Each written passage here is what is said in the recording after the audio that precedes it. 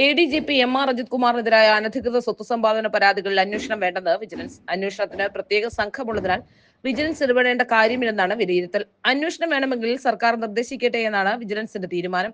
പ്രാഥമിക പരിശോധനയ്ക്ക് ശേഷമാണ് വിജിലൻസ് അന്വേഷണം വേണ്ടെന്ന നിലപാടിലേക്ക് എത്തിയത്. അതേസമയം വിജിലൻസ് അന്വേഷണം ആവശ്യപ്പെട്ട് DGP മുഖ്യമന്ത്രിക്ക് നൽകിയ ശുപാർശയിൽ തീരുമാനമായിട്ടില്ല. ബന്ധുക്കളുടെ പേരിൽ സ്വത്ത് സമ്പാദിക്കുക, കവടിയാറിലെ കോടികളുടെ ഭൂമി ഇടപാട്, കേസ് ഒഴിവാക്കാൻ കൈക്കൂലി തുടങ്ങിയ ആരോപണങ്ങളാണ് ADGPക്കെതിരെയുള്ളത്.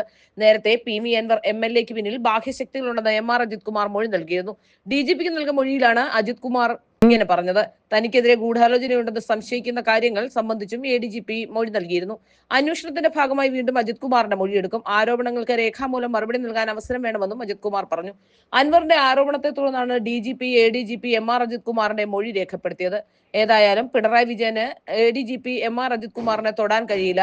കാരണം എല്ലാ വിഷയങ്ങളിലും അറിയുന്ന ഒരാൾ തന്നെയാണ് ADGP MR അജിത് കുമാർ. പിണറായി വിജയനുമായി ബന്ധപ്പെട്ട് ഉയർന്ന ആരോപണങ്ങളെല്ലാം സ്വർണ്ണക്കടത്തടക്കമുള്ള വിഷയങ്ങളിലേക്ക് വിരൽ ചൂണ്ടുമ്പോൾ അതിന്റെയൊക്കെ ഭാഗമായിരുന്നോ എന്ന സംശയം പോലും ഇപ്പോൾ ഉണ്ടാകുന്നുണ്ട്. അതുകൊണ്ട് തന്നെയാണ് എത്രയൊക്കെ ആരോപണങ്ങൾ ഉണ്ടായിട്ടും, കൊലപാതകം അടക്കമുള്ള ആരോപണങ്ങൾ ഉണ്ടായിട്ടും, അനധികൃത സ്വത്ത് സമ്പാദനം അടക്കമുള്ള ആരോപണങ്ങൾ നിലനിൽക്കുമ്പോഴും ADGP MR അജിത് കുമാറിനെ പിണറായി വിജയൻ സംരക്ഷിക്കാൻ ശ്രമിക്കുന്നത് എന്ന് നമുക്ക് മനസ്സിലാകുന്നുണ്ട്. ഏതായാലും ഈ വിഷയങ്ങളിൽ നിന്നെല്ലാം മനസ്സിലാകുന്നത് ADGP MR അജിത് കുമാറിനെ തൊടാൻ പിണറായി വിജയൻ ഒരിക്കലും ശ്രമിക്കില്ല എന്ന് തന്നെയാണ്.